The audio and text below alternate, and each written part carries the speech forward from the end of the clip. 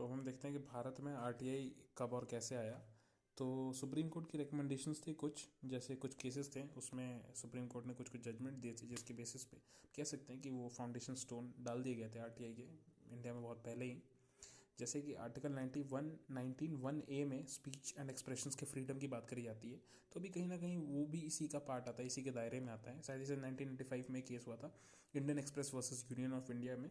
1960 में केस हुआ था हमदर्द दवाखाना वर्सेस यूनियन ऑफ इंडिया में। 1976 में एक केस हुआ था Rajnarayan versus state of UP में। साथ ही साथ 1982 में भी एक केस हुआ था SP Gupta case versus union of India के साथ, जो केस हुआ था जिसको फर्स्ट जजेस केस भी कहते हैं। ये सब कुछ केसेस थे जिनका अल्टीमेटली एक फाउंडेशन, हम कह सकते हैं फाउंडेशन स्टोन रखी गई थी आरटीआई के आने के लिए। फिर पब्लिक मूवमेंट भी कुछ कुछ थे, जैसे आईएएस अरुणा रॉय रिज़ाइन कर देती हैं अपने पद से और उनके साथ निखिल देवी साथ में आते हैं 1993